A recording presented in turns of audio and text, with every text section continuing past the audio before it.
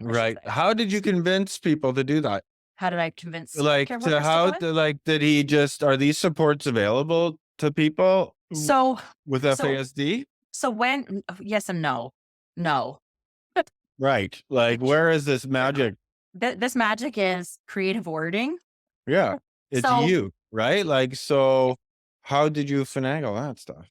so when he was 18, I had called the Center of Excellence and I said, Joseph is going to be 19. And when he's 19, I lose him.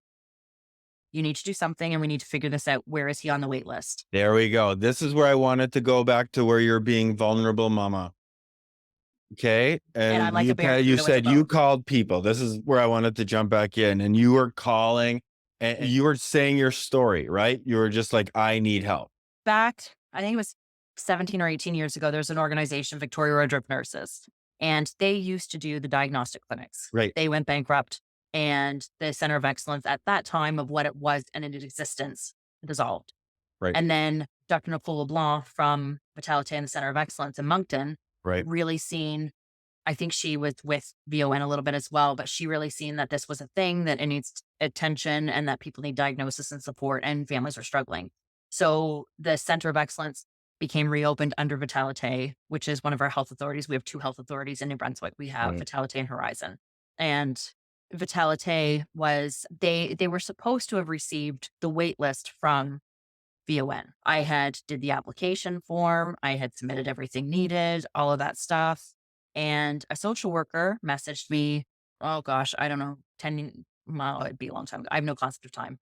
Anyway, a long time ago, Yeah. the I social still worker think said, you think something's 10 years ago and they're like, it was 20, 95. And you're right? like, oh shit. Yeah. So the social worker messaged me. She said, "Yep, we got your application. He's on the wait list.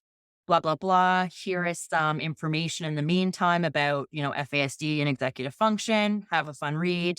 We'll message you when he's available."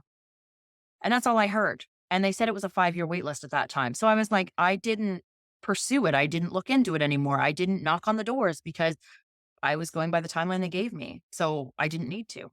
And then, like I said, fast forward, he's 18, he's going to be 19, he's graduating from high school, he's struggling in his courses, and I'm going to lose him because he's going to be 19 and nobody can talk to me about anything financially, medically, anything. And I'm literally sending a 12-year-old out in the world on his own, like our parents do. Because you got it. And so lots of the parents find out after, then they learn you knew already. I knew. So I had a meeting. I called the Center of Excellence, and that's when I reached out and I said, "Where is he on the wait list?" I said, "I'm going to lose my kid. You need to help me figure this out." They said, "Oh, we don't have his name on the wait list." And I'm like, "You've got to be kidding me. You guys have a 7-year wait list right now, and he's not even on the wait list." And they said, "Well, and we only diagnosed to age 18." And I'm like, "You've got to be kidding me." So they diagnose school age to age 18. And then after that, there's nobody in the province that can diagnose. And I know that my kid has this and I'm pushing and I'm pushing. So we expedited stuff because we knew that there was a confirmation of alcohol exposure. Mom had told me years ago that there was some consumption there. And then expedited the process as fast as we could. And we ended up getting in because I had previous documents stating that we were enrolled with VON. And that's the only reason why we got in. If I didn't have those documents, he would still have no diagnosis. And so we got the diagnosis. It was a 4-day assessment at the Center of Excellence in Moncton, which is 2 hours away from my home. We had to stay in a hotel. Thankfully, he was not a little toddler because it would have been epically a mess to Yeah, get that man. diagnosis. And the assessments were 4 hours a day if he could make it that long. So, and all of the assessments were at different spots because Vitalite uses the health authority specialists of OT and speech and psychology. So they all kind of, whenever their clinics are available for hours, that's when they get. And that's one of the contributing things to why the diagnosis takes so long in New Brunswick, because that clinic doesn't have all of their ducks in the same house.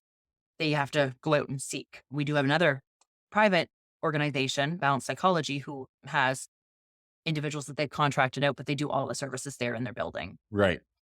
So again, fast forward, meeting with the school. He needs to graduate. He's not passing. I'm getting emails saying I sent him a letter or I gave him a document. He doesn't have it. I'm like, oh, that went through the wash because it was crumpled up in his pocket.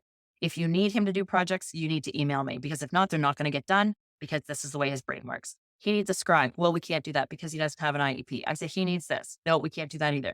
I'm like, holy frig, this kid is graduating. We're I sending him out into know. the world I and know. you can't do anything. So I brought in my community liaison, Lisa Taylor from the MBF FASD Center of Excellence, who has been my everything since on this FASD journey. And we went into the school and we're like, okay, this is how it is. I had a meeting with the principal and he said, I'm sorry that your son has fallen through the cracks. He is not on our behavior list. So therefore, he is falling through the cracks.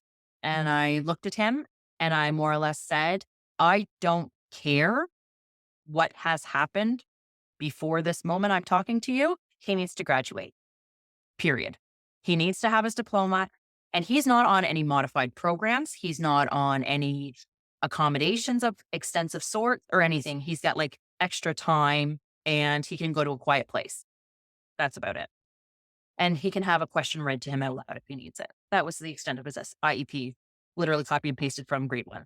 So we go into the meeting and we have the VP, Lisa from the Center of Excellence, myself, Joseph was there, all of his teachers, and the methods and resource teacher. And one of his teachers looked at me and she's like, I don't know what you expect about it. I'm not giving him a free pass. So if he wants to pass and graduate, then he needs to do the work. And I blew my gasket. Where I and said, uh, I said, I don't care if you have to give him 45 pages of 1+1. He will do the work and you will pass him. And that's where it was at. And then we finally got everything. We finally communicated. It was back and forth for weeks. uh-huh. This was the second half of the school year. So moving forward, we get that.